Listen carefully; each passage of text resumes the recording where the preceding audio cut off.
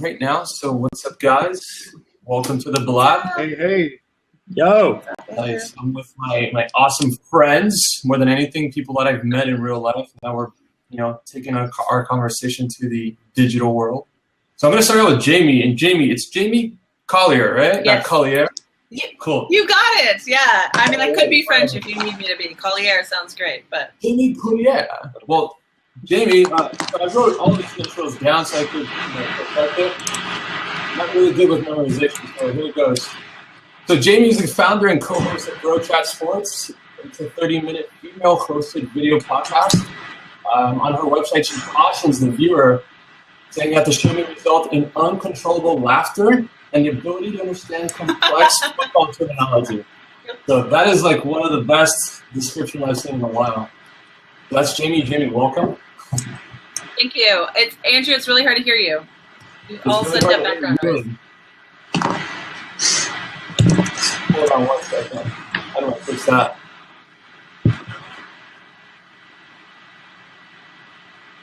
We can't hear anything. You guys can't hear anything? Did that background noise leave? Now I can. How's it now? Yeah, it sounds great. It's much better. It sounded like somebody was vacuuming. Sorry.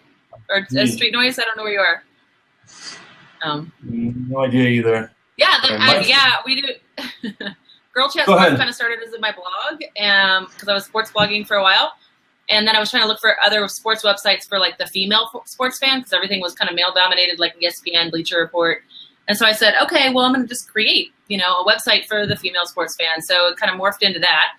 And then we had the opportunity of my good friend Melissa and I to start a podcast back last summer. We said, hey, let's make this into a podcast. We were creating content for the site that was a little bit more interactive, and so started doing a podcast. We were recording with The Squad, which is a local sports show here in Vegas. And then December, we decided to take our podcast live video. So we're now on Roku, Stitcher, Google TV, Apple TV, iTunes, all of that. We've got a network that distributes it here in Vegas, films it, produces it, does all that stuff. And so we're still building content for the site, but it's a really fun weekly show where chicks talking about sports, and we're having a blast. And then my day job is I'm a social media manager for a couple of different companies here in Las Vegas. So I get to spend all of my day thinking on how to get on the first page of Google and how to make your pins pop and all that fun stuff. So, and then I write code in my spare time. Look at that. That's awesome. Yeah, that's it. I only like 2 things, tech and sports, and that's it. That's all I like. And wine, 3 things. The modern day. I like wine. Wine and sports and nice. tech. That's it. I like that's cool, Jamie. That's awesome. Yeah, that's how that started. Yeah, up to a lot. Jamie and I sat down to have a chat last week or 2 weeks ago. I'm not too sure. We talked about the day before I left for Senior Bowl. Yeah, that was a lot of fun. And she was doing. Is everyone local? You guys are local? Are you guys Vegas? Mm-hmm. Yeah. All right, sweet. Awesome. If you ever want to come watch a live taping of the show, we do it every Wednesday. It's so hey, I'm in Summerlin. So I'm in Summerlin too right now. Okay, we'll get into that.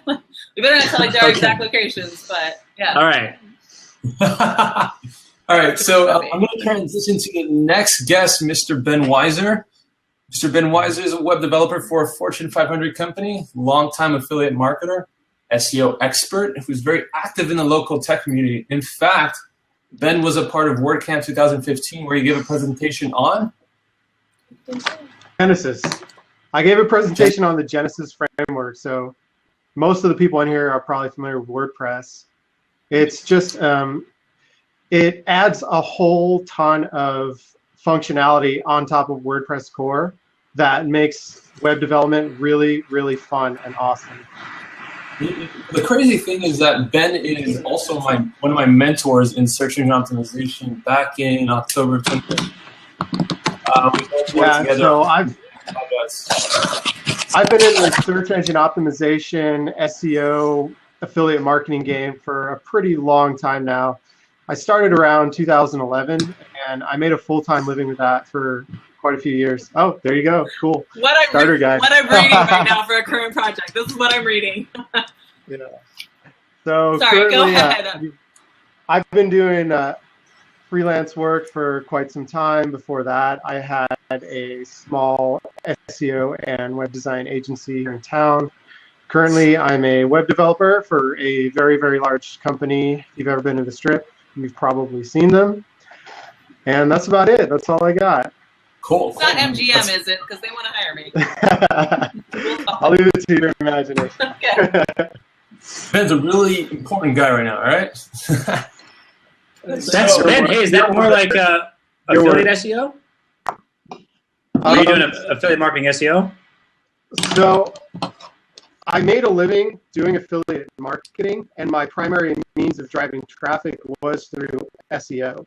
So I know a lot of people in the digital marketing world have a very strong focus on social media or even paid ads, which are all part of a holistic marketing strategy. But my primary focus in the areas that I was interested, I found that search engine traffic converted better than anything. So that's where my primary focus was. Google's number one, right? That's the highest quality. Yeah. Oh, yeah.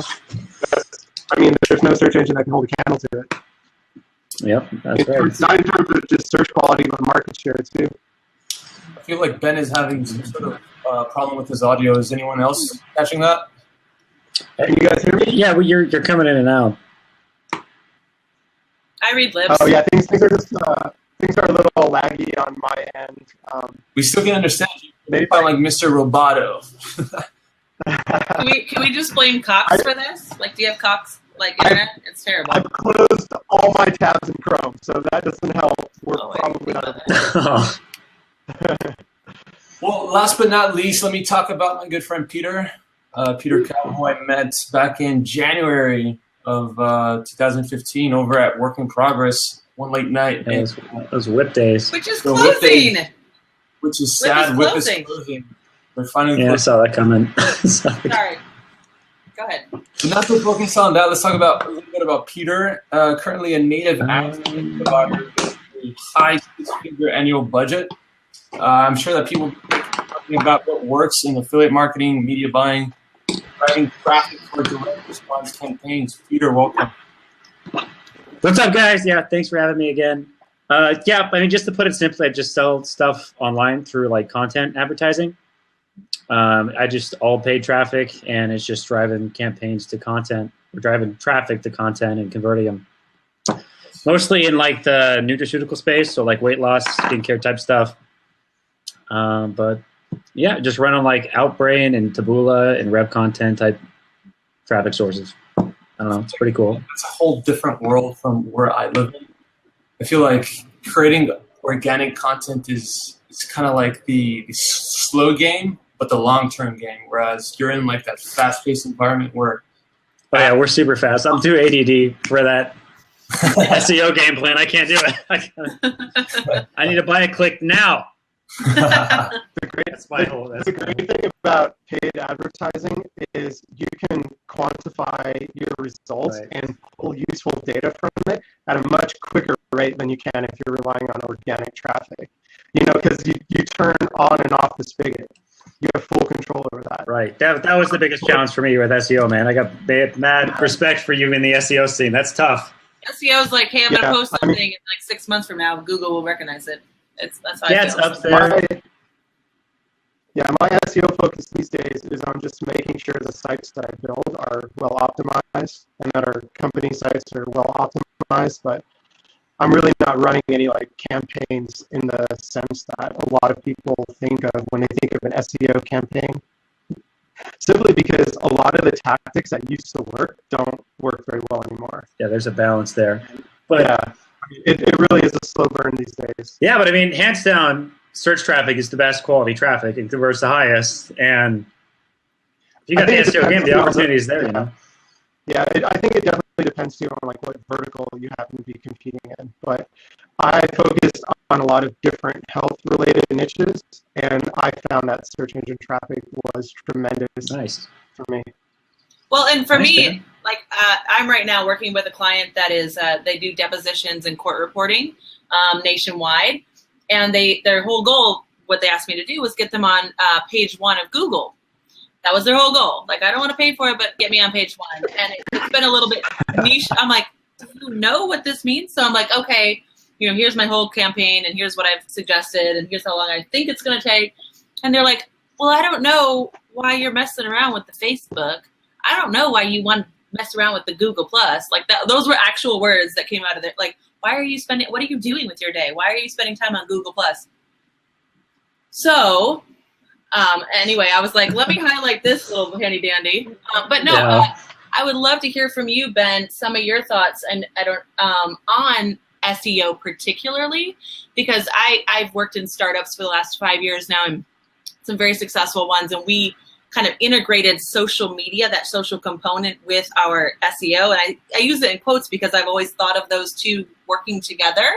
A great optimized site, now it's got to be mobile responsive, keywords, but that's only one component of it. So, in addition to, online branding and digital marketing. So can you give us some of your thoughts on SEO, that component, without maybe social media, or how do you differentiate?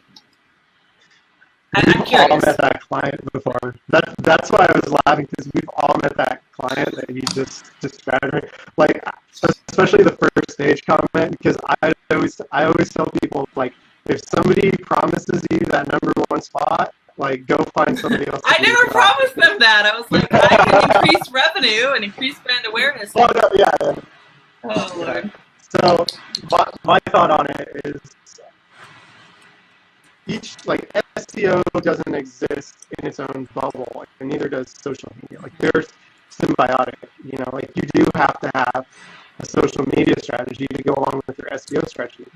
So I think it's a mistake to just focus on one side of things or another. So the websites that I was referring to in the past, I was more focused on like a churn and burn type of approach. I have a lot of experience in the Black Hat SEO world, and I know that's kind of... Hey, I've used Great Box, man. I feel you.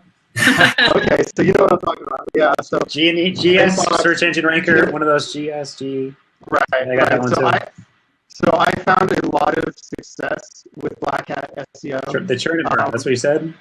The churn and burn. That's a good strategy, yeah.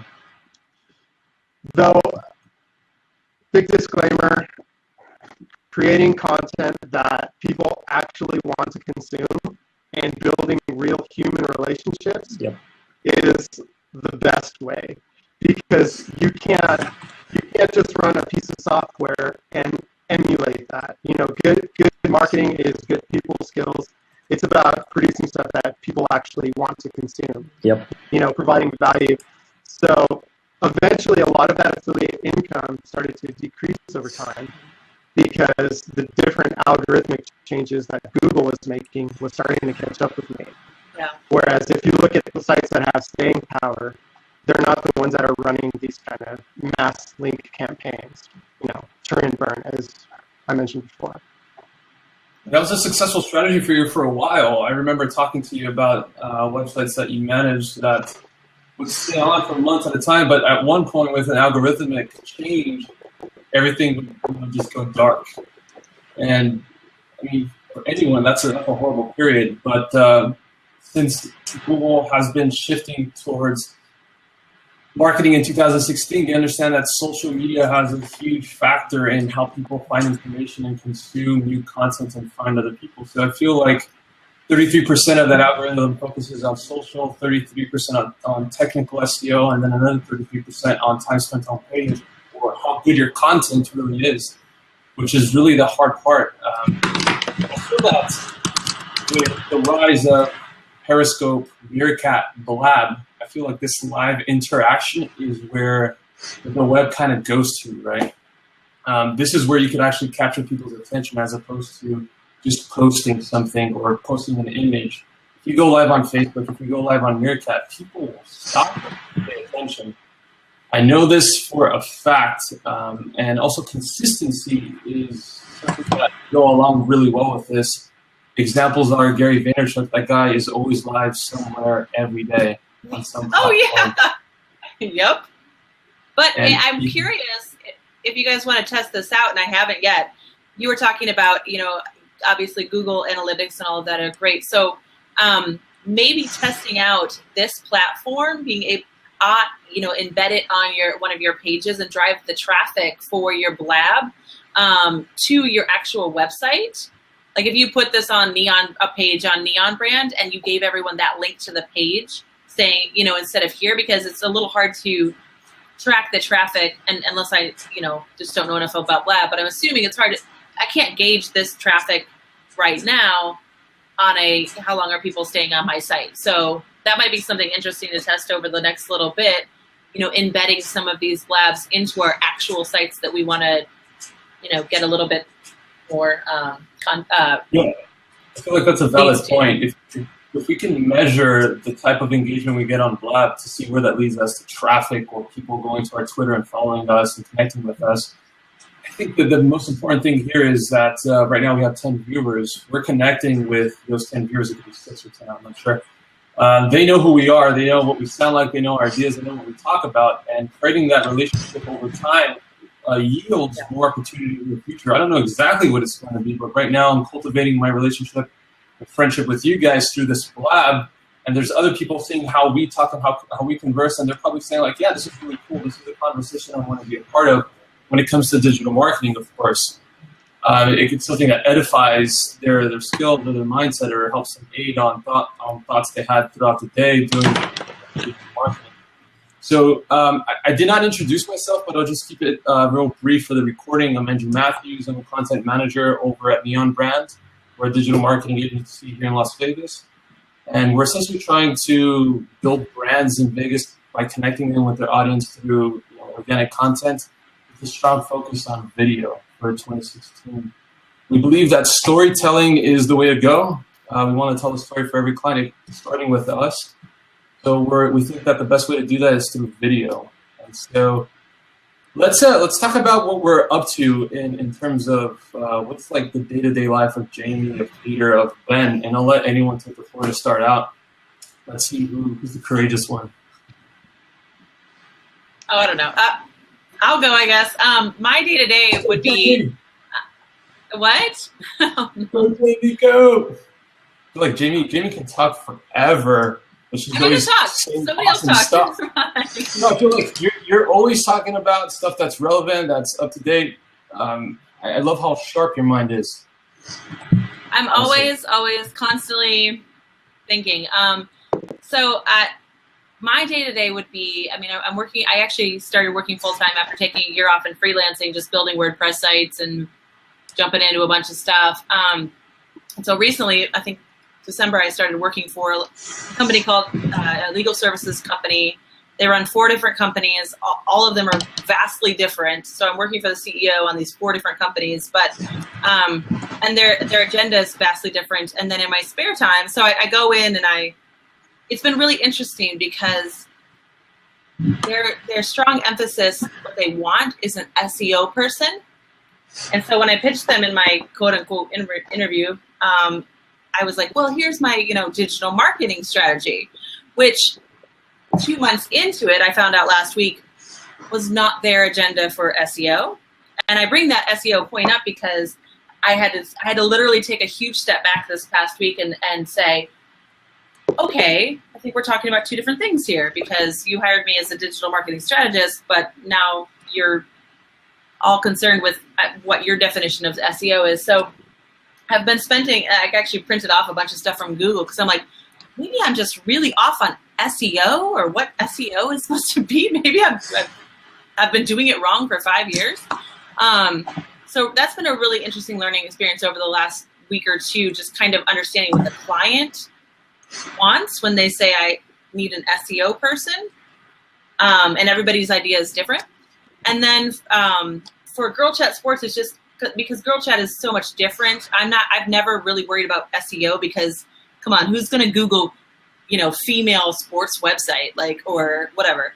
It's such a niche market that the people who are coming to us are coming from Pinterest and Instagram and Facebook, and they're finding us through social media. So all of the efforts that I've put in for that website are vastly different. I'm not concerned about being on the front page of Google for whatever key terms you think we should have right now, because but again, Andrew, you and I talked a couple weeks ago about boosting Instagram and boosting those things. So kind of a little bit of everything, and I'm a constant learner. So I'm like, maybe I don't understand SEO, but I'm dealing with a 4-year-old WordPress site that's broke twice since I've been there. So maybe that's where to start. I don't know.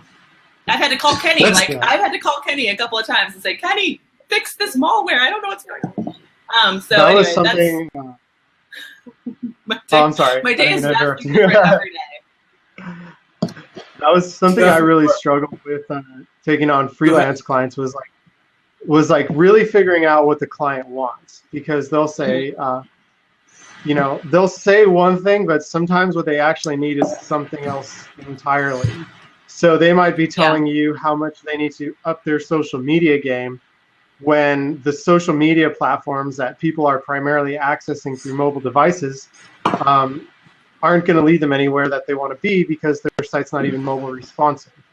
So it's kind of like you gotta bring them back to the beginning and be like, okay, we can implement this strategy that you want to implement, but first we need to do X, Y, and Z to get there. And people don't seem to really understand what goes into an online marketing campaign and creating a holistic web presence where people can find you and communicate with you no matter the platform. Absolutely agree with Do you have like a set objective that you're trying to work on over there with, as far as, is there a certain amount of people you want to get a month to your website through SEO or more leads? Yeah. So it was never clearly defined, which was kind of the miscommunication, because the girl who hired me last week had a freak out moment and was like, we're not on page 1. You've been here 2 months. I don't understand why we're not on page 1. And I'm like, okay. So let's talk about really what your expectations are, because I can, here's your, week over week increase in revenue and sales and blah, blah, blah, all these things that I felt like I had to validate. But again, you're right. When I was building WordPress sites as a freelancer for like the last year, all of 2015, I would start it with the objective. I was working with a lot of people who wanted to start a business or build a business or those kind of things, small business owners. And so I would start with the online branding objective in mind. And I always back up to something that I was ingrained in when I was working for a company called Julep. It's a nail polish startup in Seattle a couple years ago. We literally spent hours trying to figure out who our ideal client, our target audience was, before we did all of this marketing and branding, and figured that out first. And that's what I go through when I build a WordPress site. I say, okay, who's your target? What's your message? Then we'll build the site, and the site's going to be awesome. And then you're going to have the starting point. And as I'm doing it, we're going to keep in mind all of these social media integrations that you're going to have eventually that we're going to build into this site. And I'll give you direction on that. So starting with this has been a little bit different of a client, because they already had a site and they already, they've been in business for 40 years. And now they're like, well, we need to be on page 1 of Google. That's our whole objective. So finding out, what the target audience is for your particular business or your client or whoever you're working with, I think is key. And then being able to find out where they are on social media and integrate all of those other things. So they didn't give me any specifics on anything really until it was like, we're not on page 1. They're on page 2. Okay, that's interesting. Yeah, is it just the page 1 thing they're all about? Or is it like, I want more traffic because I want more leads, because I want more sales type of thing? Or is it not even that type of business model? I'm not even sure what you guys' model is. It's gone back and forth. It's been challenging, because their competitors are on, for their small market, are on page 1, okay. And they're convinced that unless they're on page 1, they're not going to get any phone calls or any sales leads. And so you guys are looking for sales leads? Correct. So I've had to say, okay. And being on page 1 is one part of it, but let's look at the whole digital marketing. And a lot of people focus in on one thing, like, I want 10,000 followers on Instagram. That's one part of it. But again, how do you convert those to actual, increase in revenue, et cetera? So. Right. One huge mistake that I noticed a lot of people make is those questions that you mentioned that you should be asking. A lot of times people build their website and then start asking those questions. Who is my target audience? How am I going to reach them? Where do they hang out? Right? Yeah. That kind of stuff, you need to be having that conversation before their website's even built. Mm-hmm. And if they already have a website, the conversation should be, okay, does this current website meet these particular goals? Like, are we speaking the language of our audience? Correct. I can't tell you how many times I've seen a website for like maybe a doctor's office or a dentist or a pharmacy or something like that, and the content is written in a way that it sounds like a doctor is talking to other doctors. Yeah. Right? Yeah. But your audience are not going to be speaking doctor speak, right?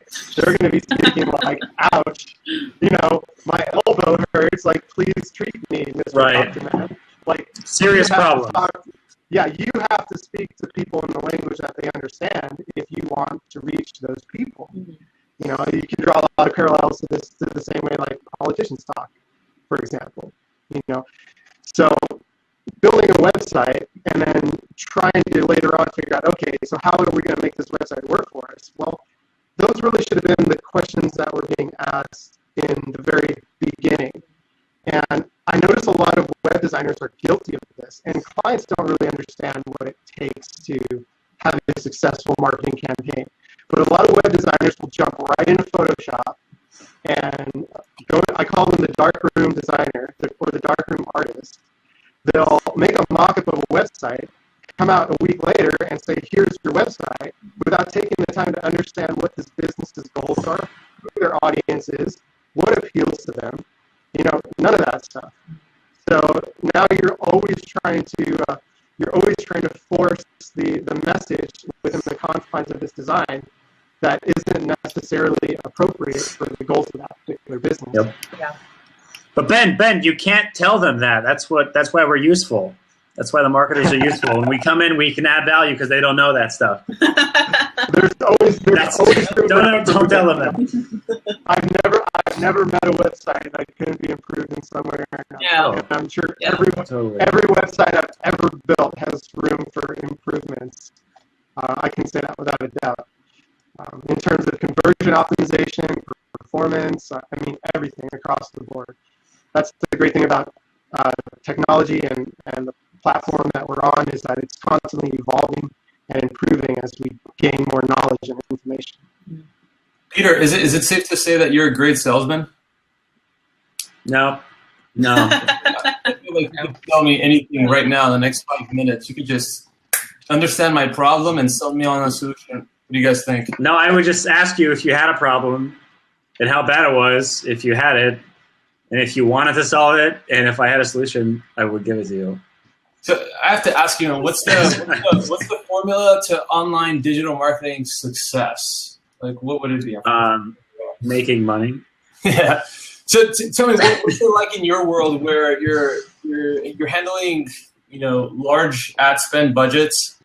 What's the type of focus that you have in 2016? Where's your mindset at? So, I mean, the mindset is just scaling. We're very money focused because it's like, how much money do we spend? How much money do we make? So all we think about is money all day long and calculators. But I mean, the interesting thing about it is it's not as sketchy as it seems, because if you go from an outside point of view, you're like, oh, we just spent, you know, a lot of money on ads over the month. But when you're in day by day, because every day is the same thing, it's, hey, I want to break the record on how much revenue we did, right? So, I mean, sometimes we have $4,000 a day spends, and it's just every day on native AdWorks resetting and trying to optimize campaigns, increase conversion rates, type stuff. There's a company called I forget their name. They're here in downtown Las Vegas. I think they're called the Influence House. I'm not too sure. It's confirmed. And what they do is they partner up with influencers on social, mainly on Twitter, I believe Vine as well, and they connect them to corporate clients that have a budget to spend, and then Influence connects them to the social influencer, and then they create a lot of, I would say, buzz around whatever the message is. And I find that an awesome business model. At some capacity, do you connect with influencers as well? So what's most important to me is freedom, and I'm really into like systematizing everything, which is why I got into the pay-per-click industry, because I buy a click and I know what happens because they go through my funnel, right? It's replicatable and it's systematizable, and it's mostly automated. The thing about the influencer strategy is it's you connect, but eventually you run out of guys that are really killing it, and it's more like email drops, right? If you get a big spike, if you find someone that wants to talk to you, and you get a spike if it is a Facebook post or whatever, of people that are coming to you, and then it kind of dies down until you find the next guy. So it's super wavy. I like just more predictable type stuff, which you can get from Facebook ads, Google ads, or any sort of PPC type advertising, which I'm just a bigger fan of. But I mean, I'm a native guy, so I'm going to give you a native answer, Nice. right? The SEO guy will give you an SEO answer. And this is the cool thing with all of us here in this conversation. We can have a holistic approach towards things. So we're about half an hour in. I was wondering if we could take some questions from the crowd. I see that Emmanuel had a question, and I don't know if it was answered. If it was, please let me know. But his question is, if you deal with SEO clients, how do you handle their expectations?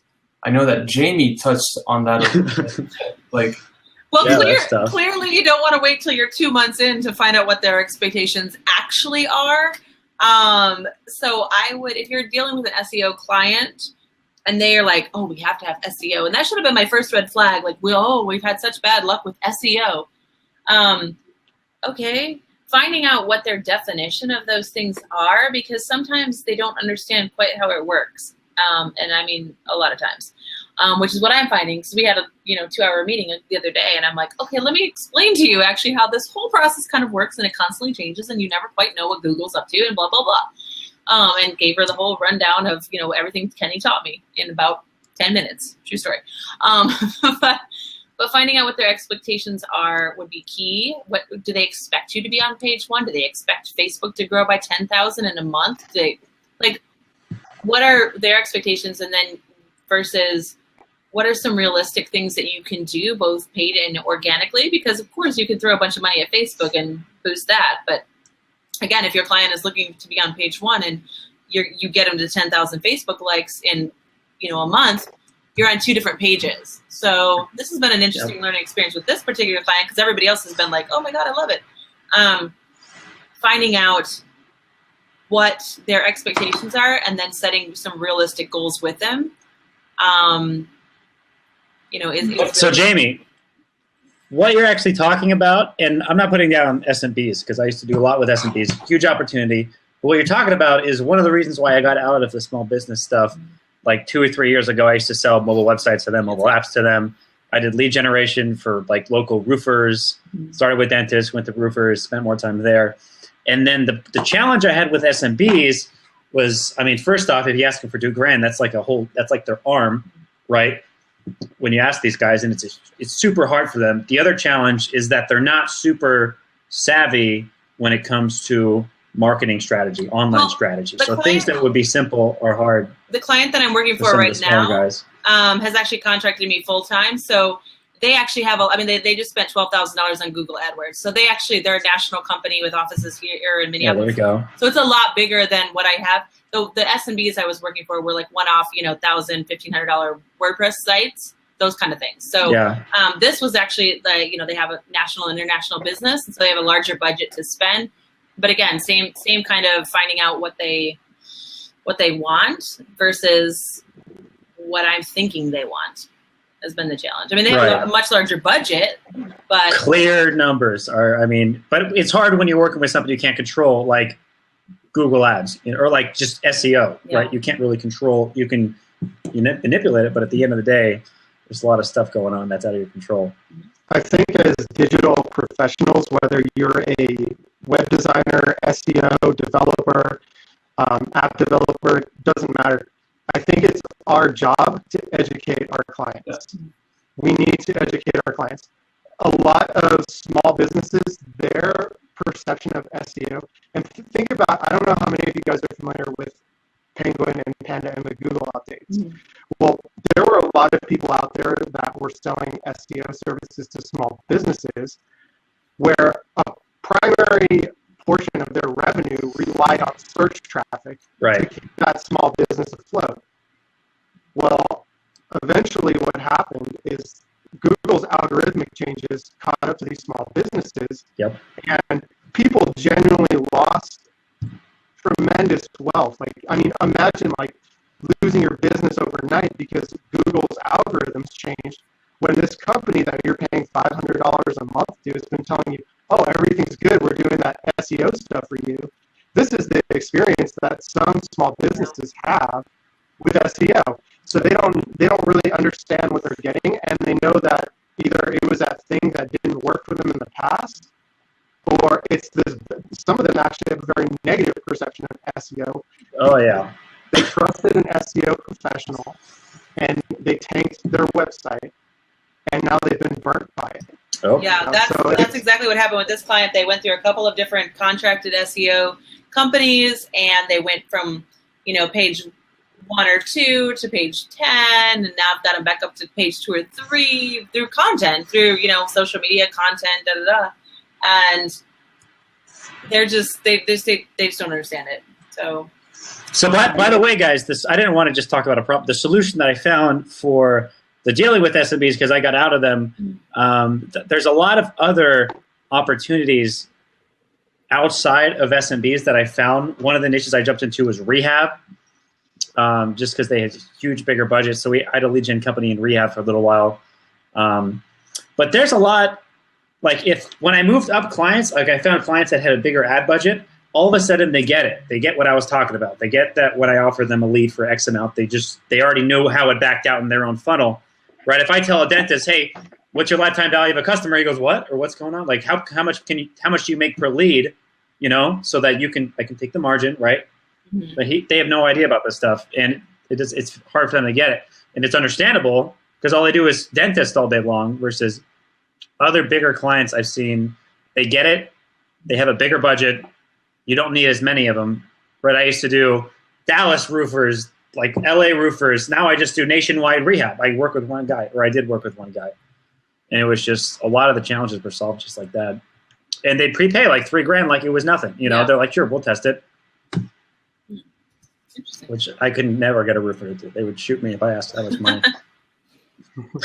That's probably true. Nice. I am talking and we're trying to narrow Tim's question down to one specific question, so we're going to skip him for a second so we figure that out. Let's go to Spencer Geyer's question. How much does domains age affect search engine rankings?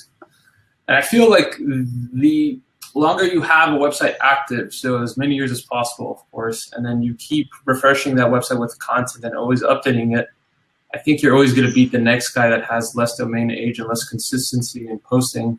I remember writing a blog post on Kraken, which is an image optimizer that Ben introduced to me last year, or actually in 2014. It's been that long. And I wrote a post on how to set up Kraken for WordPress because it wasn't easy for me to set it up, and I was trying to find the guide and I couldn't find it. So Kenny, of course, founder of Neon Brand, figured it out in 2 seconds, as he always does. He's a machine. So we set it up, and so we decided to write a blog post on how to set up Kraken. And one day later, it indexed, and if you search Kraken setup WordPress, it was ranking on the first page, along with a video that Ben, I totally forgot about, that Ben had done a same thing, the same review for setting up Kraken, which is pretty cool. So I'm going to let Ben chime into that because I know he has some information regarding domain age and search engine rankings. Domain age is most definitely a positive ranking factor. Now, there are SEO gurus out there that tell you they've discovered the secret sauce and they know what the ranking factors are and what the impacts are. The fact is, even the best data set that any SEO has is still a small drop in the bucket of all the pages that Google has indexed. So it's very, very hard to extrapolate anything definite. But I can say that it definitely is a factor. How big of a factor, I'm not really sure. But it definitely helps to have a well-aged domain name because that shows continuity, shows consistency. Consistency builds trust, and Google wants to display trusted websites more highly. Usually a website that is not producing good content or does not have good content doesn't tend to stick around for 10 years. Sometimes it does. It's not a rule, but most of the time, websites that have been around for a long time have been around for a long time because they're producing stuff that people want to consume. When you're about to buy a domain and you have the option to choose 1 year, 2 years, 3 years, 4 years, 5 years, if you select that 5-year option, that seldom people do that. They were always 1 year. I think that's a definite positive factor for your rankings if you take care of it. See, I don't know about that. When you buy the domain, you got to buy those H on you got to buy the H ones. They just went expired. That's the only trick there, right? Or unless you pick it up. Some people think it makes a difference. I don't know for sure, but I could see it being either way. Honestly, I don't really have any facts to substantiate it either way. I've had positive experiences buying domains that have had some sort of content creation within that realm.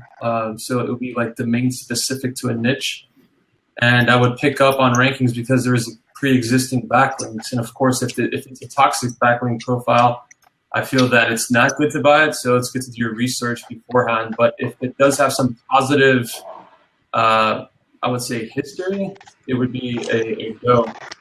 But it's hard nowadays. You never know what you're buying. A lot of people when they buy a domain name, they don't think to really look into the history of that domain. Just because it's available and you can buy it doesn't mean that there isn't a history. Mm-hmm. Sure, maybe it's never been registered before. Maybe it was registered 10 years ago and spammed to death, and that's why nobody's picked it up since.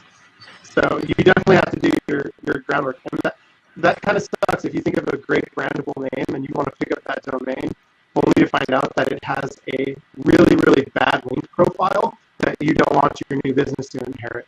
I have a question. That's definitely it. I have a question on that. Really good. Big me.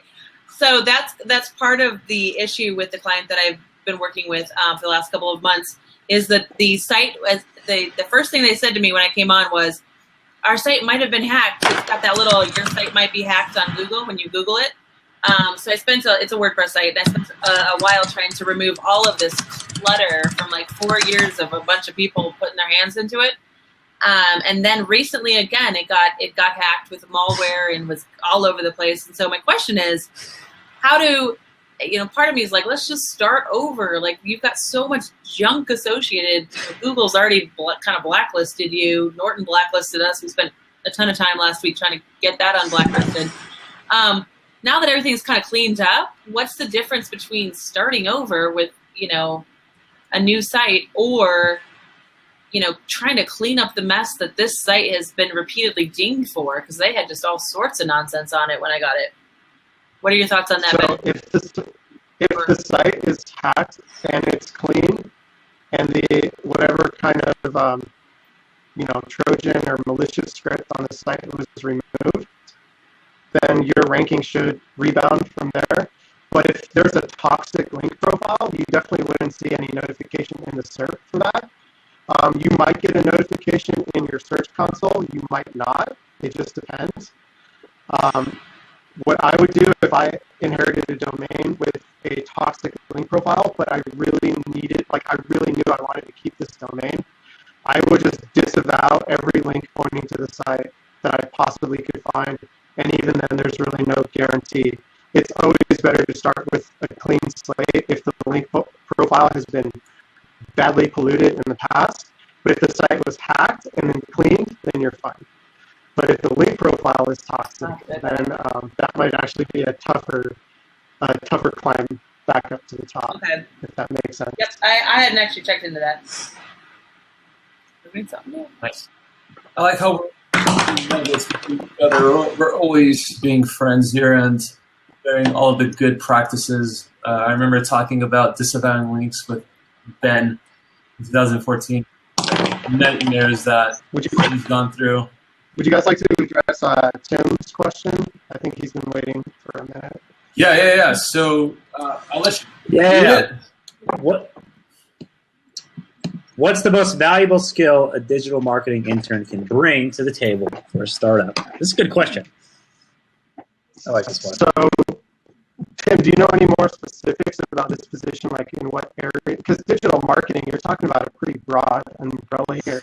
And there are definitely some general things that obviously apply to all areas of digital marketing. But are you going into a specific area of digital marketing, like paid advertising or social media? Everyone can just give him his or your perspective, because we are going to have a different answer on this one, I think. Inbound strategies and PPC management. So I bet Peter could probably talk to that does. Pete's the man. If you want to, Right. If you want to start.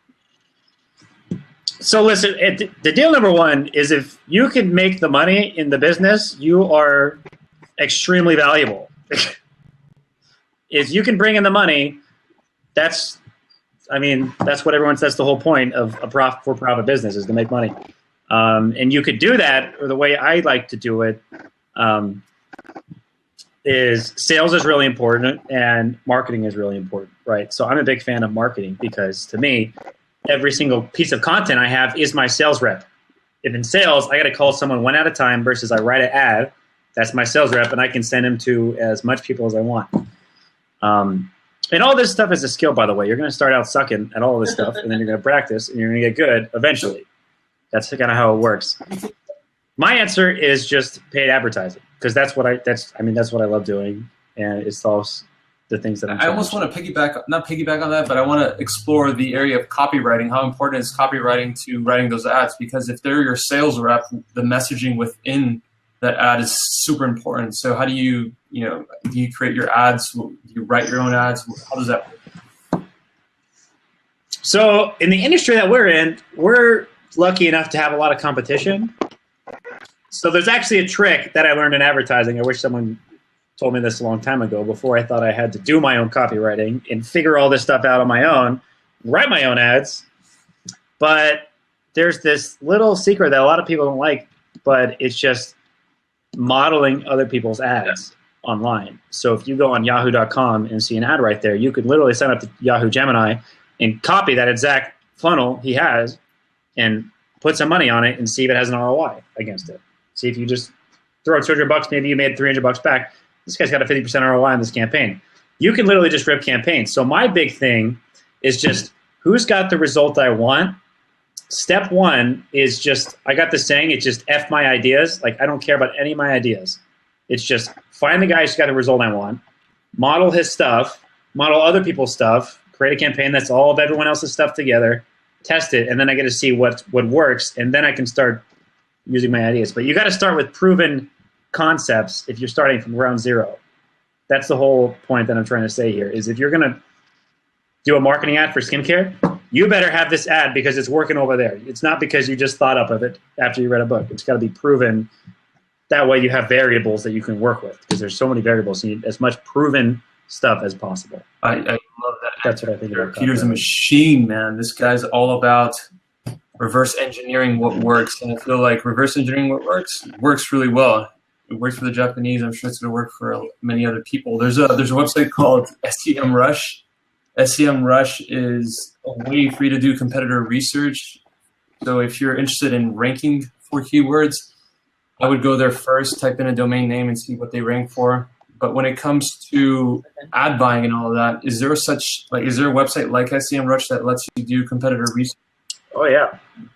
Dude, there's so many spy tools out there, it's ridiculous. And here's the thing about the industry. If you can get to $500 or $1,000 a day without making anything up on your own profit, just by modeling other people's ads, ripping their ads, and learning how to spy and stuff like that. There's Native Ad Buzz. That's a big one I use for native advertisements. There's advault.io.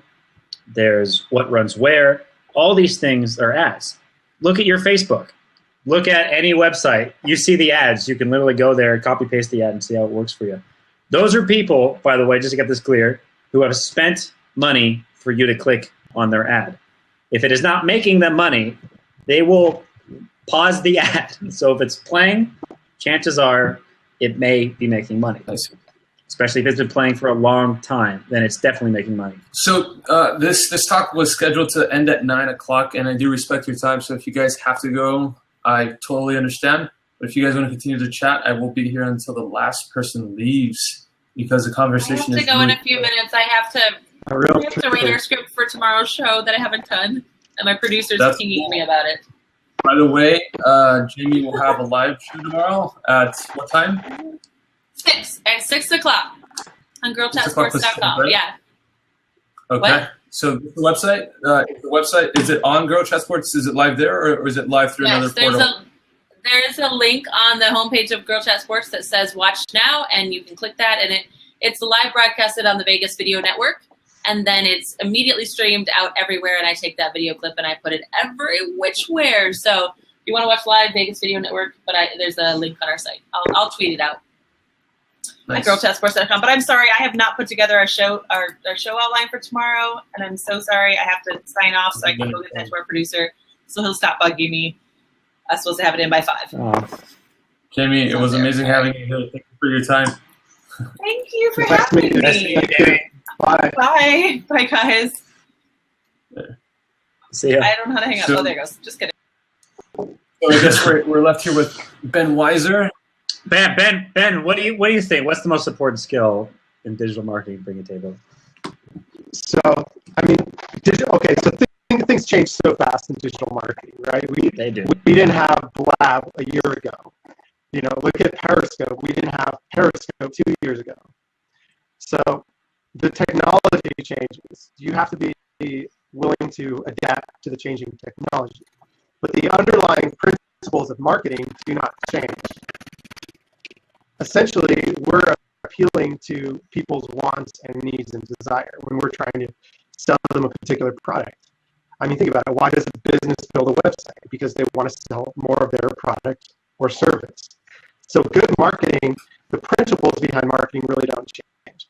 So I think if you're going to go into the digital marketing space, yeah, it's important to be tech savvy, but it's not enough to know just a bunch of tricks and tactics. I think you really, whatever area of digital marketing you go into, whatever type of business you happen to be promoting, I think it's the ability to really get on the level of the audience and understand what drives them and what it is that they're after, and then essentially feed them that cookie, like give them what they want.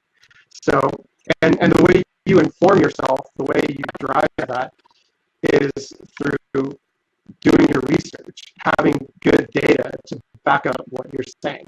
You know, maybe you find that a certain product appeals to a specific demographic more.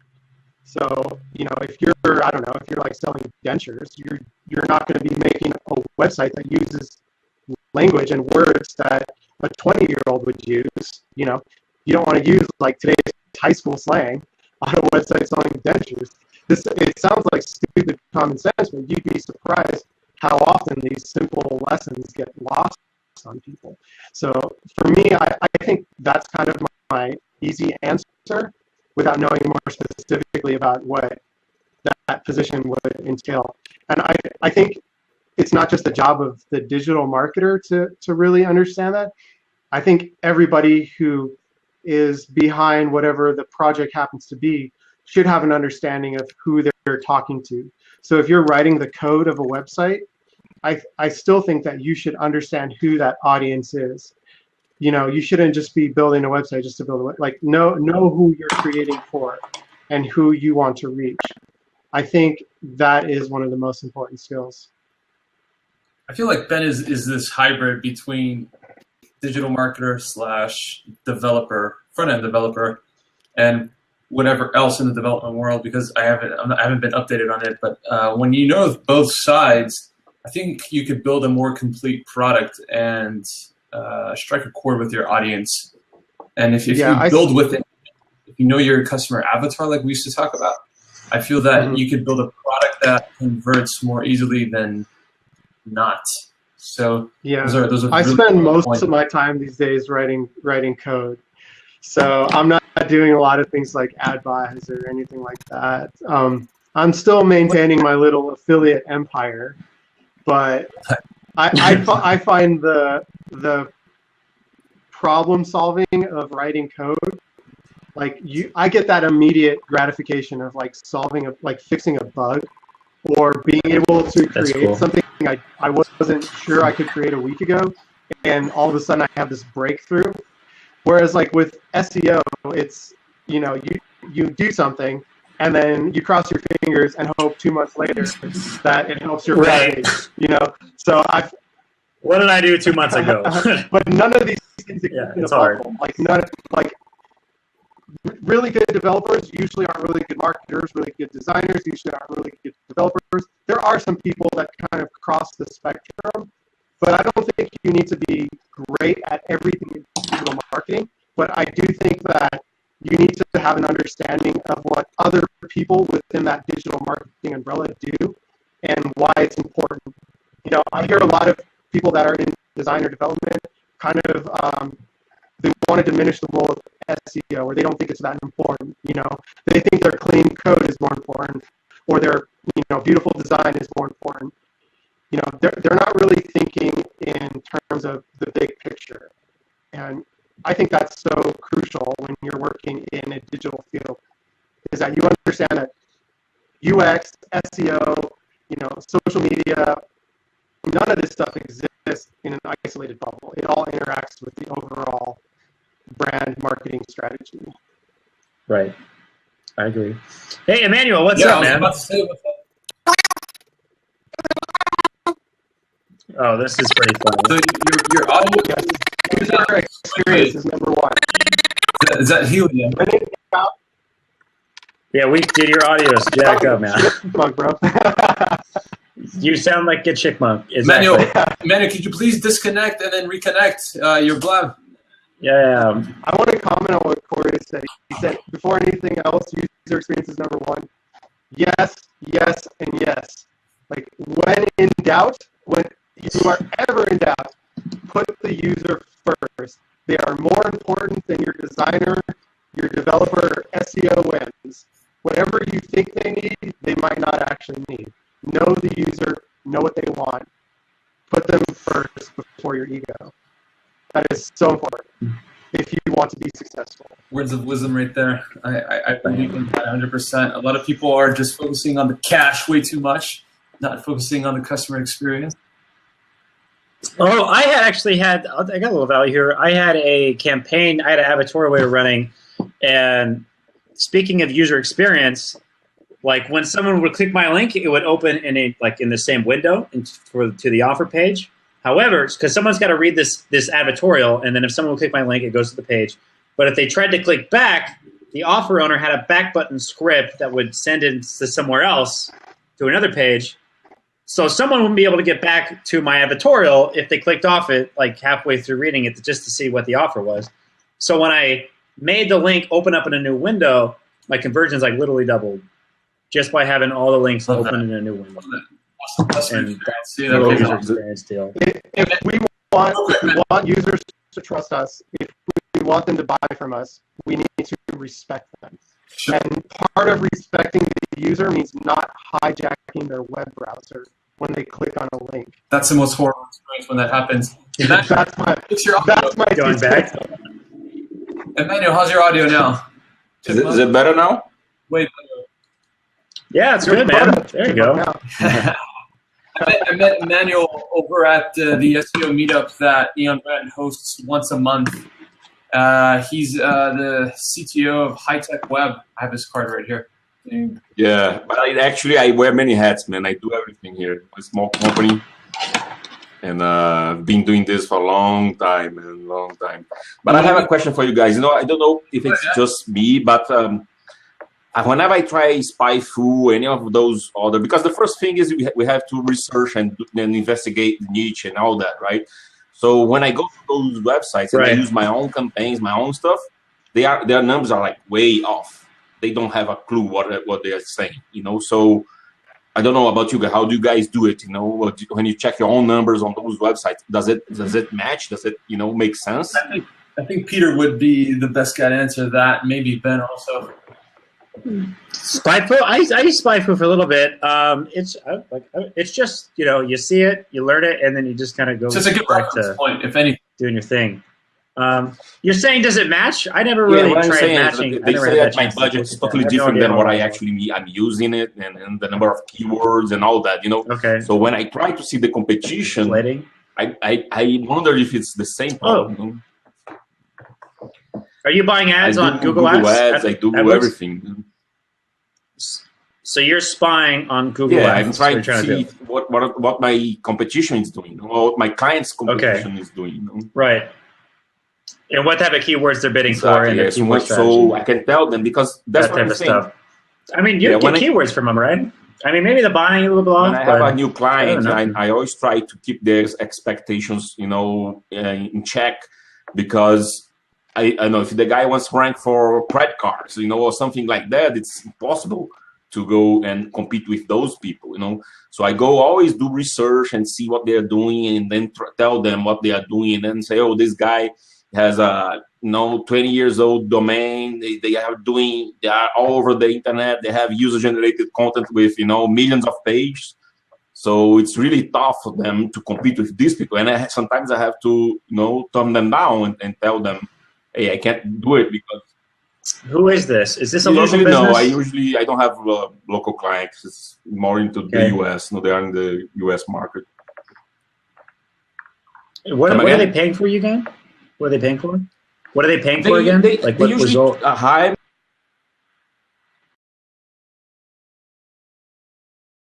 me to do online advertising for them. Even paid advertisement or organic SEO and those kind of things. But then I go check, see what the competition is doing, so I could tell them, how realistic, to do any. So you can get clicks in tons of areas, right? It's just narrowing down what your plan is, and you're saying you do this with different people, like for instance, Jamie said that the expectation was to be on number one on Google, right? So to be on number one on Google, you have to actually check how hard it is to be on number one on Google, right? Right. So.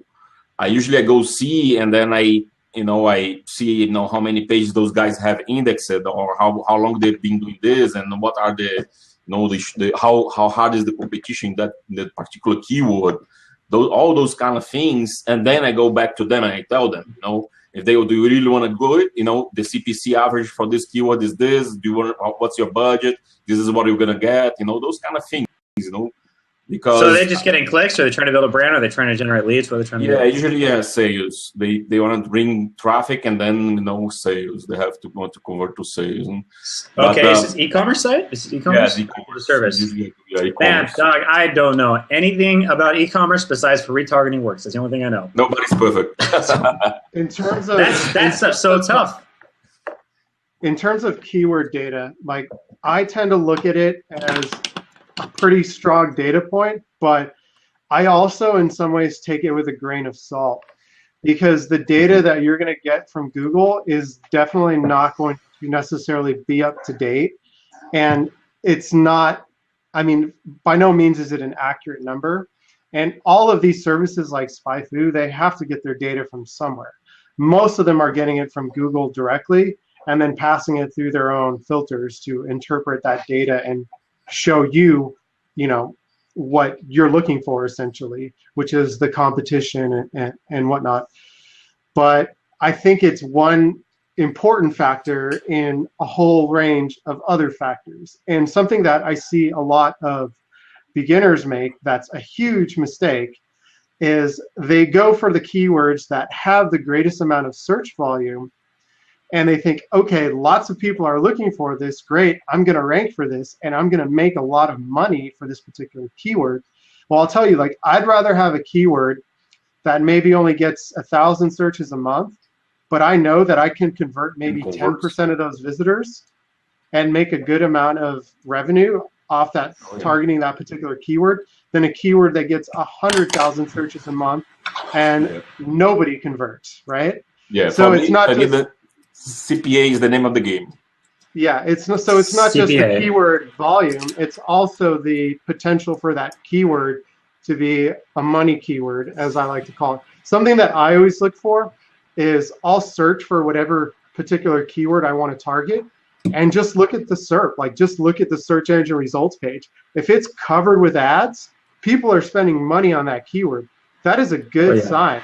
That is a very good sign when you see a ton of ads around a particular search phrase in Google. That means that if you can get high within the search engine, and odds are also from a paid ads perspective, it's probably pretty profitable to advertise for this keyword.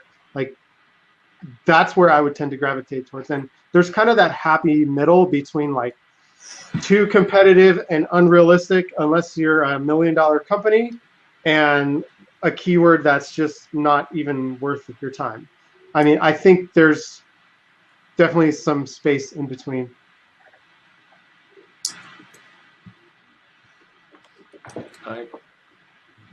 That's tough, though, Emmanuel. I mean, the e-commerce space, are they trying to sell multiple products, or do they have one that they're trying to sell? No, it depends. I build e-commerce websites, and then I go from different industries. I do one of the main clients that I have. It's in the custom wheels and tires. For custom cars, those kind of things. Okay. And but then I have clients that sell books. I have clients that sell other stuff too. Right. But usually, yeah, it's like. Across all of them, I always see this problem, hard to find real reliable data that I can, show them, and tell them, okay, look, this is what we have, Well, I mean, you're right on the board, man, with your strategy as far as modeling other people. I mean, I'm just huge believer of finding out what other people are doing who are where you want to be and doing what they're doing. So you can get to where they are. Like, it's super simple, they blaze the trail, just walk down their trail. Yeah, I do that all the time, and I try to, be ahead of them always. Yeah. See, that's why I always tell them to not be one trick pony. Try different things, even though it doesn't work. Then you can go to different ways. I have clients, but I have this lady. She sells murals for kids. Those babes and all those kind of stuff, and her number one source of traffic is actually Pinterest, not anything else. Not Google, not Facebook, not but Pinterest. Yep. A lot of moms looking to how to do their babies' rooms. So they go there all the time. And that's how I do it. Usually I go try to find different places to do it, because perhaps someday Bab is gonna be a source of traffic to other places, Right. Yes. Dude, I'm definitely a one-trick pony. Yeah.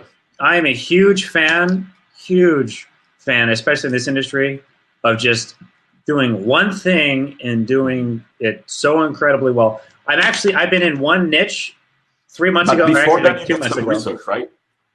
Oh yeah, totally. I mean, I was in it for a little bit, but before this, I was promoting a handful of offers, right? Maybe like four different verticals. And I was doing pretty mediocre at all of them. So I cut the ones that were the worst, and I just picked one, and I've been sticking with it for the past 3 months. And I've been on like 3 different networks, right? 3 or 4 promoting it. And now I'm honestly just cutting out 2 of the networks. I'm really gravitating to like one offer on one network but I'm getting really deep into this stuff. I'm learning a lot of stuff because there's a competitive advantage to all these things. You're going up against guys who know a lot, so you got to be really specific. Mm-hmm.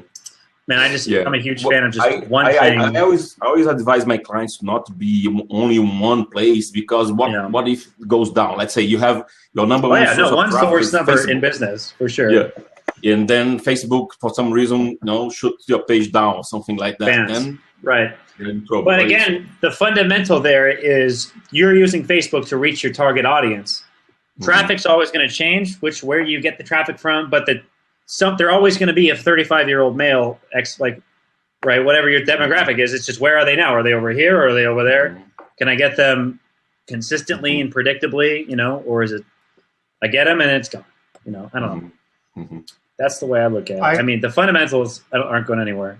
Yeah, I think maybe what you're getting at, Peter, unless I misunderstood you, and something that I notice that a lot of people do when they get into digital marketing is they want to try like 10 different strategies to monetize or make money online, and they don't really devote enough time and effort into one particular strategy to learn it and master it and see it through until success, that they're still like, it's like they're like this, you know what I mean? Like they're chasing the next big shiny object instead of being persistent. And actually, it's because you see all these ads online, like, single mom made $40,000 in 1 week at the push of a button. Right. Everybody knows that's BS. But like, you get this idea. I don't know where people learn this fallacy, but they think because it happens behind a computer screen, like it's easier, or like it's not real life. Like, no, you have to treat it like you do a brick and mortar business. And you also you have the benefit of not having all the overhead of rent and power, electricity, whatever. But like, if you don't treat it like a real business, you're not going to succeed. It's as simple as that. Like the first penny I made online, it took me about 9 months. I worked 12 to 16 hours a day, making $0 until after 9 months, I finally made some money with my website. And from there, it looked like this. Like it was like a straight line, right? For like 9 months, and then boom, just like that, it went up. But had I not been persistent, had I said, okay, I'm going to try paid ads today, I'm going to try this strategy, this strategy, this strategy, instead of just sticking with one thing and doing everything in my power to truly understand what it took to succeed. Like had I not done that, like I never would have made a cent. And and that's the most common thing ever that everyone has experiences. The way I see it, I think it's a lot. I think internet marketing is a lot like sports. You know, there's tons of things you can do, but if you go do hockey for a little bit, and you go do soccer for a little bit, and you go do baseball, and you wonder why aren't they I'm not getting Gary Zook. Well, they're dabbling in fucking 10 different sports. Why the guys you're playing against have been doing this for years. Why aren't I a great baseball player? Well, maybe that's because you're playing 10 other sports. SEO, paid ads, B2B, B2C. You know, it's just boom. Niches. Niches are all, I mean, it's all niches. Niches just dog. One niche. There's no push button, make money online. Here's the way I look at it when I'm jumping into a niche. Is there a guy out there in this niche doing, you know, X amount a day that I'm trying to get to, whatever my goal is, maybe it's $1,000 a day. Is someone doing this? If I'm not doing $1,000 a day, then there's something I don't know. I got to go figure out what the hell that is, because this guy's doing what I'm doing, and he's making it work. I don't need this. Just want what this guy's doing. Right. And when you tell people, like, you need to do the hard work, you need to do the research, you need to test, you need to always be testing, taking that data and then making tweaks and changes based on that data, and then testing some more. Like, that's boring. Like, people want to hear, like, oh, all you got to do is send out this email, and then you're going to get rich on the internet. Like, ta-da! I say the unpopular thing, but like making money online is really hard, and it takes a lot of work. And there are so many gurus out there that want to sell people products. Like, I'm not going to name any place like the Warrior Form, for example. But like, we've all been there, dude. But you know, there's a lot of people out there that essentially their strategy to make money online is to sell products, telling other people how to make money online. Mm-hmm. So you have this big cyclical like circle jerk, where in reality, if these people were not selling these how to make money online products to other people, they wouldn't be actually making money online themselves. Yeah. I don't know if you guys have noticed this, but it's a big dude, that's the whole industry. That's how I think everyone gets into the industry, is by falling into that loop and then somehow getting out eventually. Monty, do I have bad audio? I mean, we can hear you. It's a little crackly, but we got it.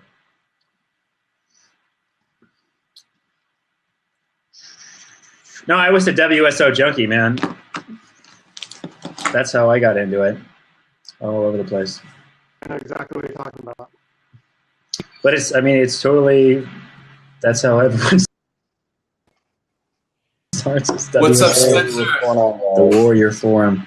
This is Spencer Geyer. He's our WordPress developer over at Neon Brand. I'm adding him to the convo. Yo. What's up, Peter? Ben, what up? Hey, what's going on, guys? Ben, what's going on? What's up, man? I'm going to take Monty's advice and refresh myself to see if that fixes my audio. Yeah, that'd be cool. Nice. Cool. So yeah, Spencer, he started his own private website. And what's the domain for that, Spence? Spencer.Vegas. Spencer.Vegas. And I remember when he started that website, he used it as a project, as an experiment, and it actually developed into something quite serious that is generating leads for him in the WP development space for Las Vegas. So I think Spencer is the perfect case study to dedicate yourself to creating organic content and letting that rank. And over the course of, I think, 12 months, he started ranking for prominent positions. What's one key word that's generated success for you? Well, I would definitely say the most success I've had is in the WordPress, Las Vegas WordPress development arena. I'd say I get about a lead maybe every other week from that, just people hitting me up on through my contact form on the website. Just having general issues with their problem. It kind of varies what they're hitting me up about, but a lot of it has to do with WordPress, so I assume it's coming from Google. A lot of them say, too, I found you on Google. I Googled Las Vegas WordPress developers, so I get a lot of feedback as well on that. Cool, man. What's your background? How'd you get into this whole Well, I'm self-taught in the web world. I went to Votech here in Valley. I'm born and raised here in Las Vegas. Went to Votech, and I had a vocation of 3D computer animation at the time. So I learned my knack for software at that point. Once I graduated, went to construction, a few other things, and then I got an ATV wreck, and I was out of work for 6 months. So I decided to teach myself web design during that time. I've been doing it freelance for, since I was 18, and been working at Neon Brand now as their main web developer for about 2 years now. Yeah, cool, man. That's tight. Spencer is constantly just pumping out websites, high-quality websites, and I get to see that guy work every day, which is pretty cool. Every day I'm learning something different with this guy, and lately we've been talking a lot about Reddit and how to master that arena. I think Reddit is one of the digital marketers' dream is to master that area, because if you know how to create content specific for different subreddits, you can actually create a lot of engagement. Do you want to share some thoughts on strategies that you've learned in the past 2 weeks? Because they're really interesting. Yeah, definitely. Well, I've had some success on Reddit, sort of hit or miss kind of thing. I mean, I haven't exactly narrowed down the formula yet, but I've reached first page of Reddit before on the Ask Reddit subreddit. I was suggesting that they replace the graphic on the 404 page with missing person flyers. So it was kind of, a cool little viral idea that really caught a lot of traction, and it propelled itself to the front page. I had thousands of comments on the post and obviously tons of exposure. But, that was my main success on Reddit. But I have come to find that it's also pretty valuable as like a communications portal for customer service. You can create a subreddit specifically for your brand or your product and kind of be an influencer on Reddit for that. There's also tons of established Reddit subreddits out there on pretty much any topic. You can try to maybe establish yourself as a moderator there, establish yourself as an influencer. But one thing that you were doing that caught my attention was, just paying attention to the basics. Like, we think about over emphasizing or complicating things, but you posted a peanut butter and then a jelly, a brand new open peanut butter and jelly bar jar, and it got a lot of attention. So something that seldom happens in a household. Normally your peanut butter jar is halfway through when you get your fresh new one. Which subreddit did you use to post that picture on? And maybe sharing the link would be really cool. Well, that's one thing that really does interest me about these kind of posts on Reddit, and that is really what's going on in the original poster's mind that makes them realize, hey, this certain community will like this and it'll go far. And I've come to find that if you're able to really narrow down the formula for that, you can really narrow down that viral formula that really gets people to gain an interest. I found it can really propel you if you hit on it right. And I feel that that's what I did there. Was I was able to realize the subreddit I posted it on was oddly satisfying. So it was just a subreddit based pretty much about oddly satisfying events and that kind of thing.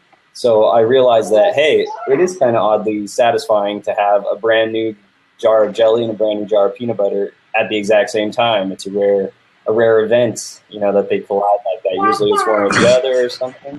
Hey there. But definitely have to understand the Reddit audience, because it's if you go in the wrong way, you'll get blown out. Oh yeah, there's a little one of them. They definitely do not. Family affair, yeah. What's up? 2 of the 3. Is this guy full? Hey. Full-time WordPress developer? Yeah, I got the whole development team started over here. So this is branding, this is digital marketing. That's nice. Future web right there. Yeah, there you go. Pretty cool. Spence, thanks so much for chiming in, man. I'm going to give your seat to someone else that might want to join in and ask a question. We'll just call it the hot suite. But thank you, brother. Sounds good, guys. Thanks for having me. Yeah, man. Awesome. Yeah. Later, bye. All right. So if there's anyone that wants to step in and ask a question and interact with these two gurus here, it'll be really cool. This is your opportunity. But for the time being, Emmanuel had a question about what's the future of online marketing. That's a huge question, and in a way we could talk about it.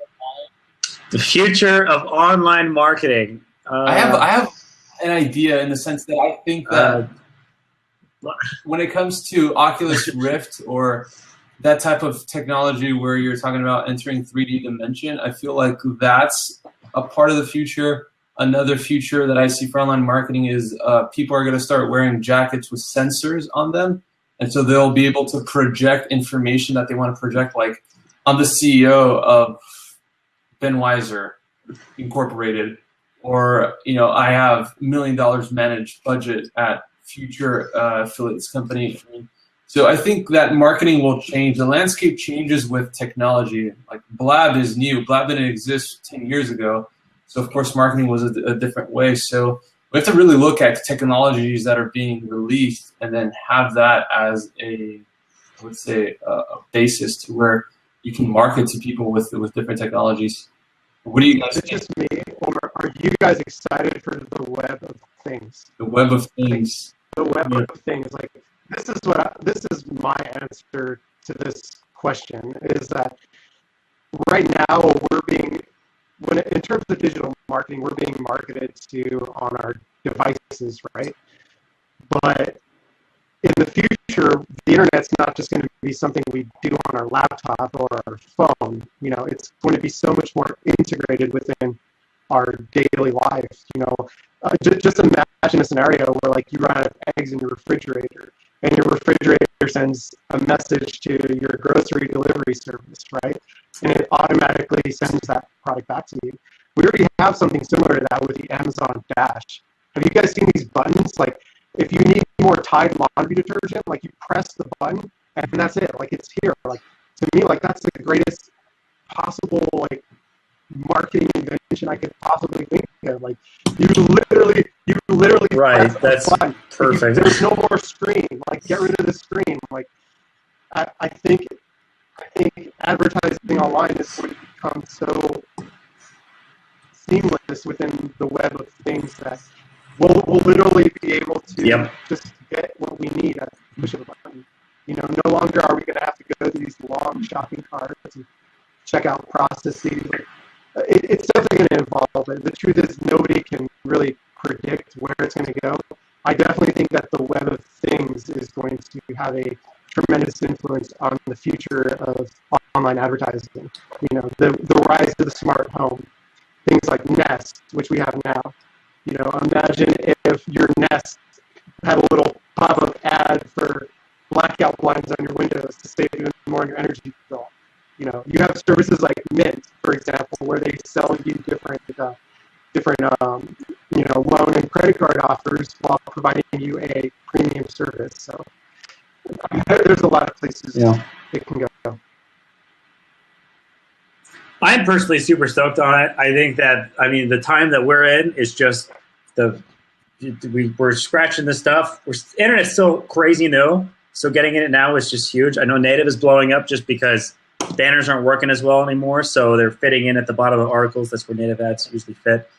I'm like so stoked that I'm 25, and this whole thing's blowing up. I gotta connect. That works. I love that.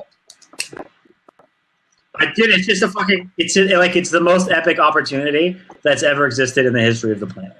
Is the internet, and we're like this super good time where we were born with it, and the people above us don't get it. So we're like leading the pack almost. If you go to any affiliate thing, the majority of the guys who are killing it are like 28, 30. It's like, and just crushing it super hard. I don't know. I think that we're at this perfect age. I don't know. I'm things are coming up. If you want to make millions, you got to affect millions, right? That's the game plan. How do you do that without the internet? So I was in San Francisco this past weekend, and I drove by Palo Alto, and I went to Facebook's campus. And I mean, Facebook is a 12-year-old company worth roughly around 260 to 300 billion, depending on how the stock market is.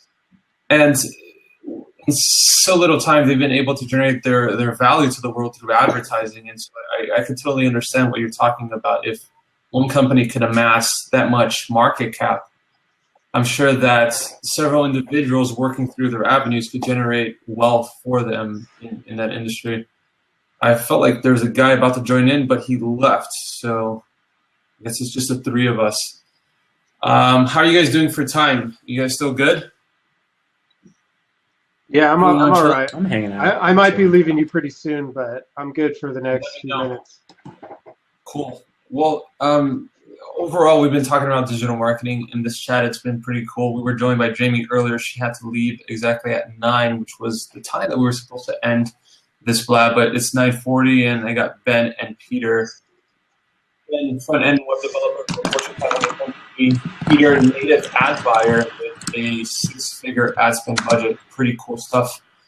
Guys, I have to say, I have a question about storytelling. How do you guys connect with brands today on social media? I know that I use Facebook a lot. How often do you guys use Facebook? The other social platforms.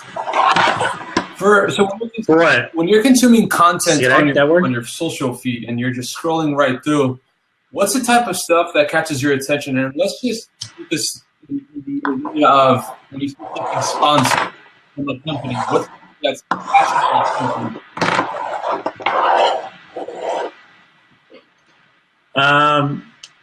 man, honestly, I've been out of the Facebook thing.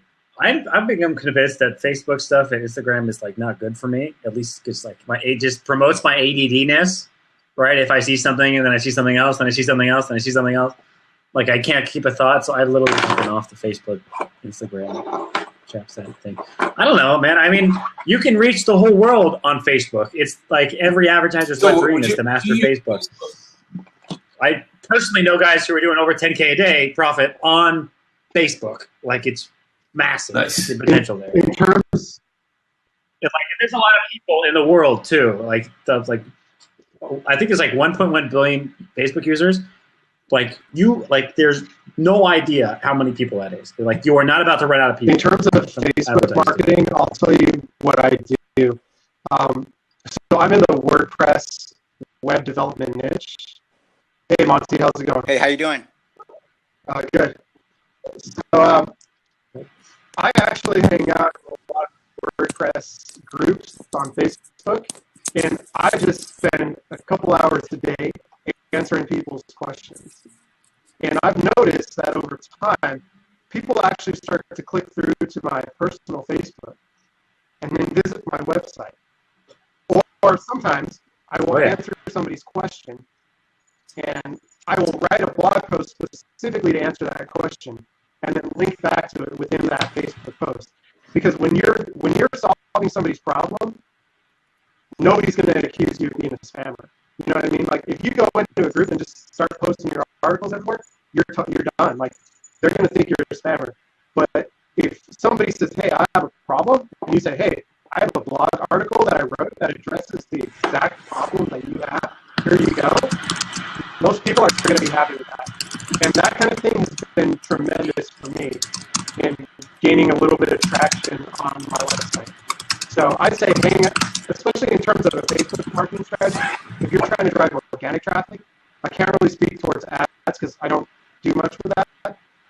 Hang out in the Facebook groups where your target audience is and find ways to solve the problems that they're having. So yeah, or just talk to them. You know, I mean, it's such a network-related thing. They are. The Facebook groups are so powerful too. With everything that's going on with the bed. Monty, what's going on? How are you? Hey, pretty good. There's a few things that I think are going to be interesting going forward. One of them is the ability. Before you go on, let us know who you are. Oh, I'm sorry. I'm Monty Henry, owner of a full-service surveillance and security equipment company, otherwise known as Spy Gadget Rentals. And Okay, cool. Let's see. Owner of the company, Spy Gadget Rentals. How long have you been online? Online overall? Yeah, with your company. Oh, since 1997. Nice. When I was online, I wouldn't say a lot of you, but a few of you guys probably weren't even familiar with the term Google and Bing at that time.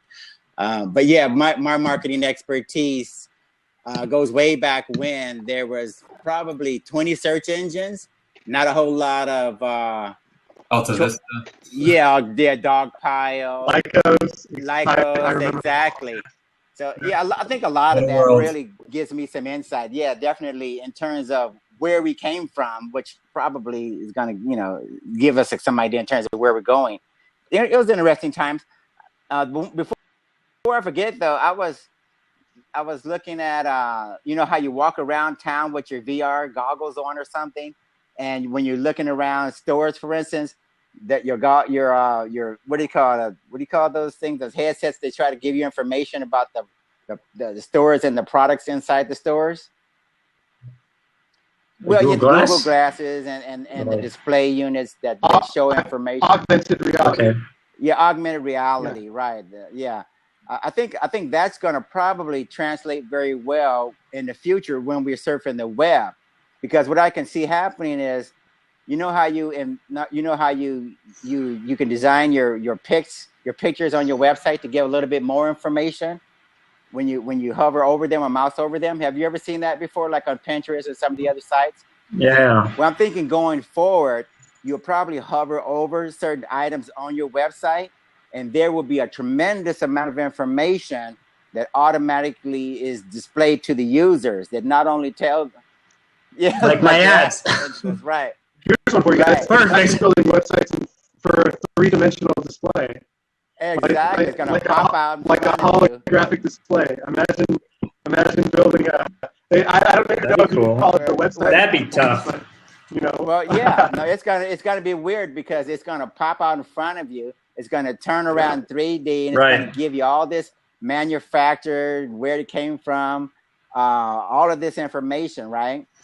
And yeah, that's what websites are. They're the storefront of the business. That's one thing I think we're probably going to be looking at. Another thing I can see is going to be a warfare going on with advertisers and consumers who are going to have more control, and similar to what we're doing with the device that screens the commercials out of your favorite programs, like TiVo stuff. I can see. Oh yeah, they got ad blocker. That's big. That takes out like. That's what I'm thinking. More people are probably going to be taking a look at using ad blockers because, what I understand, Apple doesn't care so much about ads as well as compared to Google. So when Apple updated their operating system, I think the 9 or something on the phones or whatever, to allow the ad blocking, that was really a slap in the face of Google. So I can see going forward that we're probably going to have a warfare on our hands in terms of all the people who make money on advertising versus how to get around those ad blockers. So you'll probably be able to surf the web a lot more freely, not worry about your data plan and all of that, and be able to block those ads out of there. What do you think about that? Okay. Ad blockers, I mean, they're going to take a little bit of a hit, but I mean, us advertisers, Doug, we make it happen. I'm not really worried. I think as long as America still has problems and people are still overweight, I think creative and find a way to penetrate that problem, as they always freaking do. I feel like we're the most creative type of person that exists in this professional world. Right. And advertising, like, that's where all 99% of Google's money comes from is through Google AdWords. And Facebook, their money comes from Google AdWords. And advertising is like the funding for a lot of these big businesses. So that's going to be an ongoing thing, an ongoing battle, right? Pretty much. It's a battle. I mean, it's always a battle with people. No one really likes ads. That's the whole thing. The funniest thing is, like, people always say, "Oh, I never click on ads," and it's like, no, you never click on the bad ads. Because ads, the good ads, you don't realize they're ads. That's the thing about good ads. Like, you don't see them. Let me ask you a question. They're out there. Let me ask so the bad ads weren't going to work. You realize that in the Super Bowl, millions of people, they went to YouTube while watching the Super Bowl to see the ads, right? Yep. I'm thinking maybe in the future we'll go out and seek the ads we want. They won't be so much presented to us and interrupting. Well, oh, you think so? That's what's my thinking. Look, I think Apple is taking a look at replacing Google search engines on their phone, right? You know that, right? Okay. Now, if I throw Google out on my phone from my Apple phone, and I use Apple search engine, that's going to be a little bit less revenue for Google, right? Wait, Apple has a search engine? Listen to me carefully. Listen to me carefully. Are they Bing? Yes. Apple is getting tired of Google search engine, okay? And in the future, they're probably going to throw it out of there completely, and they're going to put enough money into their own search so that when the Apple users, for instance, are surfing the web, guess what's going to happen? What do you think is going to happen? I'll let you answer that question. Yeah, they're going to go through those search engines, and advertisers, there's going to be a new ad network. Google. That are making money on that. That's interesting. Yeah, so you think they're going to make a search, Apple? They're going to make a search. Yeah, they own a lot of Apple. Apple just received $1 billion from Google January 21st. That's when the article came out, and right to be the default browser for Apple devices, which I thought was. Well, it's not a browser. It's a search engine. I'm sorry. Yes. Good question. Okay. Now let me ask you a question. This is a very crazy question. Do you really think $1 billion from Google to Apple is really something that Apple, considers a major? They're major revenue. I mean, that type of money isn't really what we think $1 billion. That to them is nothing, right? It's nothing. That's nothing. It's something. Apple is soon going to be a $1 trillion company, right? They'll probably either Apple, Google, Facebook, or Amazon will be the first $1 trillion company.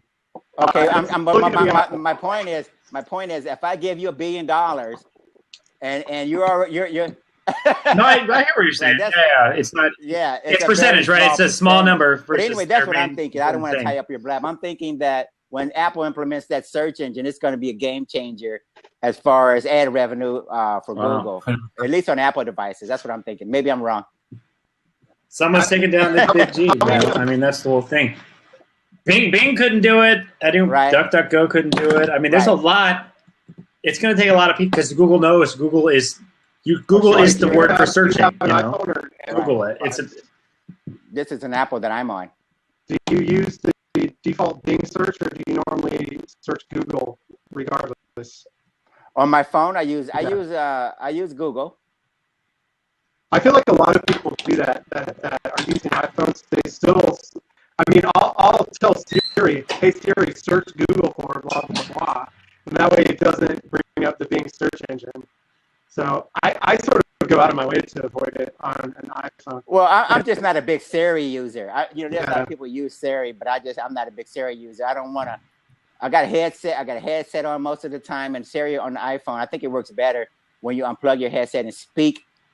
Speak actually through the microphone of the phone as compared to the headset. I think that's my experience. I mean, I know with the experience of Bing and Yahoo, they can barely hold a candle to Google's market share, even with their many billions of dollars backing those companies.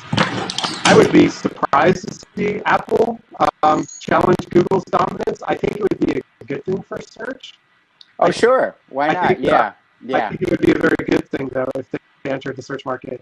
Nobody wants to be beholden to the major companies. Look at what's going on with what was it? Another area they're competing is I just got a brain fart going on. But search is going to be a major area, and even in the. Go ahead. I'm sorry. I'm gonna transition into that's enough. So he can give us his opinion on the future of marketing. It was this question, so I'll let him briefly talk about that, and then I'm gonna transition on to finalizing this lab. But thanks for being on, Monty. I appreciate you. I better get back to work too. I'll be back in 1 second. Have fun. Thank you, Monty. Great. I'll be right back. All right, Ben. Let me get Manny back on. He's gonna answer the question that he proposed to the group. What's the future of online marketing? So. Yeah, it was kind of a rhetorical question, and I think Ben covered in part because of the Internet of Things. Internet of Things, I think, is going to be huge. I was at the AWS here in Vegas this past year, and they talk a lot about that. And the second thing that actually Amazon also have is the machine learning, and Google is now using something called RankBrain. Don't know if you guys are familiar with that. And they are going heavy into that direction, to machine learning.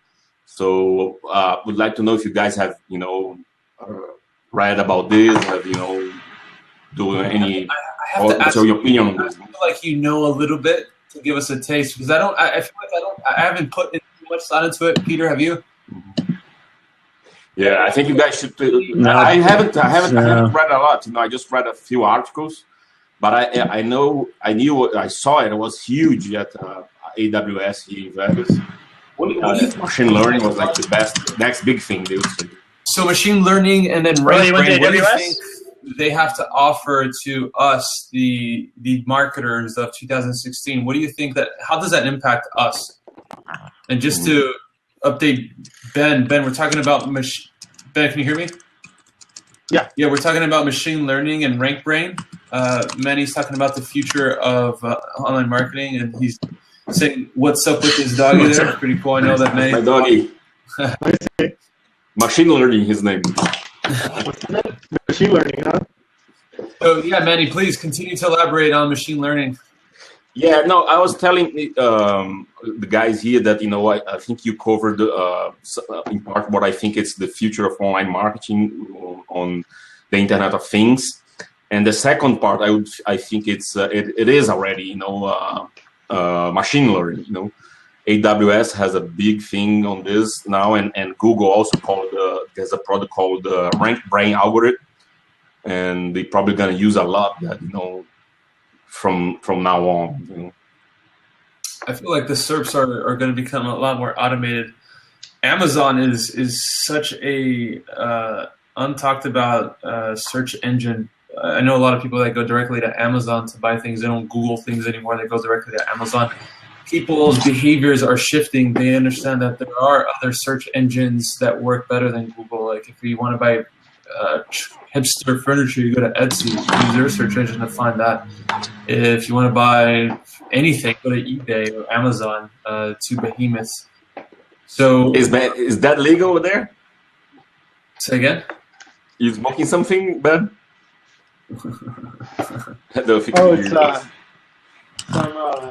I got a big box of cool. incense. I like to keep good vibes over here. Cool, man. There it is. Keeping it real. I love that. So cool. The future of marketing is interesting, and it's a subject for a future blab. But Peter, Ben, Manny, Jamie, that's gone. Monty, Spencer, I want to thank all of you for joining in. It's been a great chat. We've been online for about roughly 2 hours, close to 2 hours. This has been recorded. You have the next one in mind? Not yet. This one was kind of spontaneous. I contacted Peter, Ben, and Jamie today, and I said, dudes, do you guys want to talk? Dudes and dudettes, of course. You guys want to talk digital marketing? And so they agreed, and they jumped on. So I'm really grateful that you guys did. Manny, of course, thank you for joining in as well. Your opinion is super cool. And the audience, they kept the engagement going. But if we do have a future one, subscribe to Neon Brands Blab. We're always talking digital marketing, and so we'll be sure to get a lot of cool people to talk, and maybe even read. You have some questions there on the message. So we've got a few people that are interested in being part of the conversation, Andrew. So why don't you tell everyone where they can find out about the next session? What I recommend is if you guys want to continue chatting about this and probably even joining a blab in the future, tweet at Neon Brand on Twitter, and we could build a relationship there. And then I'll keep you guys posted with when we'll do a future blab. But I think this will be a recurring thing. This is part of our content strategy at Neon Brand to talk about what's going on in the digital marketing realm. So for now, I think once a month will be the goal, but depending on how things pick up, we might even do it more often. Because I have to say this, there's only 10 viewers live right now. There was 33, but the people that were part of this were engaged. They were asking questions and even participating. So I think that's valid to build community going forward. So I want to say thank you guys very much for joining. We've been online for 2 hours, so I think, it's quite enough. We want to respect everyone's time. But I will keep you posted. Just tweet to me at Neon Brand, and I want to give a quick shout-out to @BenWeiser. Follow him on Twitter. You can check out his blog. He blogs about some really cool stuff at benweiser.com. Ben, are there any other platforms that people can engage with you or contact you? I spend most of my time on Twitter or my blog, so that's where you can find me. Keeping Twitter alive. Cool. You're one of the 250 million users. I barely touch LinkedIn, to be honest, or even Facebook for that matter, unless it's joining in the WordPress group. I don't post too much personal stuff. Nice, cool. So you heard it from Ben. Follow him on Twitter. We have Peter at Zippy, Zippi 101. Is there any other platforms, Peter, that people can contact you at? Just hit me up on Facebook. Hit me up on Facebook. Say that one more time.